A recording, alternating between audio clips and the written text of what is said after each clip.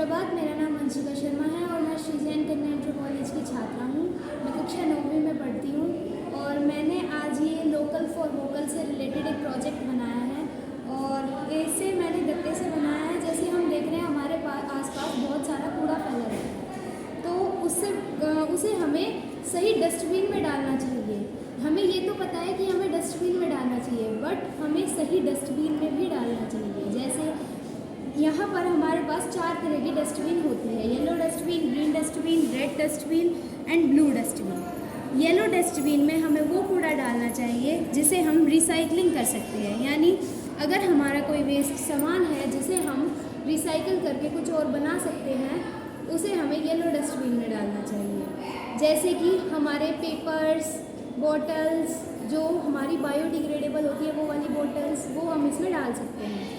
उसके बाद है हमारा ग्रीन डस्टबिन। ग्रीन डस्टबिन में बायोडिग्रेडेबल चीज़ें डालनी चाहिए, यानी जो चीज़ें गल सके, जिन चीज़ों को आराम से गलाया जा सके और उनका खाद बन सके, वो चीज़ें हम ग्रीन डस्टबिन में डालते हैं। उसके बाद आती है हमारी रेड डस्टबिन।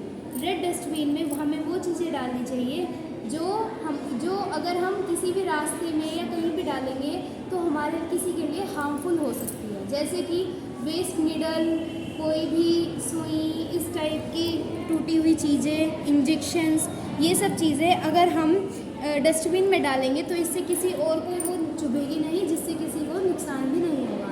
और आखिरी डस्टबिन है ब्लू डस्टबिन। ब्लू डस्टबिन में हमें नॉन बायोडिग्रेडेबल चीज़ें डालनी चाहिए, जो कि हमारी गलती नहीं है और जिसे रिसाइकलिंग भी नहीं किया जा सकता। जैसे कि थर्माकोल्स, प्लास्टिक बोटल्स, पन्नियाँ, ये सब चीज़ें हमें ब्लू डस्टबिन में डालनी चाहिए।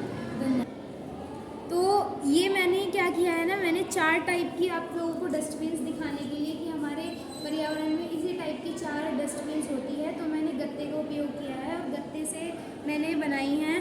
तो हमें इसे ऐसे खोल के और इसमें डस्ट, जितना भी हमारा कूड़ा होता है वो डालना चाहिए और हमेशा इसमें सही कूड़ा डालना चाहिए।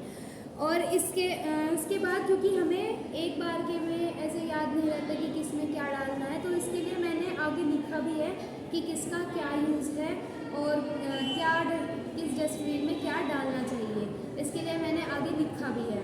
और तो हम देख रहे हैं कि हमारे भारत में बहुत से स्टेट ऐसे हैं जिनमें बहुत कम कूड़ा पाया जाता है। जैसे तमिलनाडु, मतलब साउथ के साइड के जितने भी हमारे स्टेट्स हैं ना, जहाँ हम कहें तमिलनाडु हो गया या फिर हमारा गुजरात हो गया, बहुत सारे स्टेट्स ऐसे हैं जो जहाँ पर कूड़ा बहुत कम होता है। लेकिन इंडिया में वहीं बहुत सारे स्टेट ऐसे भी हैं जहाँ पर कूड़ा बहुत ज़्यादा होता है। जैसे मुंबई हो गया, दिल्ली हो गया, हमारे क्षेत्र में बहुत ज़्यादा कूड़ा है।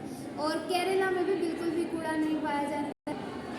और इंदौर हमारे इंडिया की सबसे साफ़ सिटी में से एक मानी जाती है। इंदौर में भी कूड़ा नहीं मिलता है।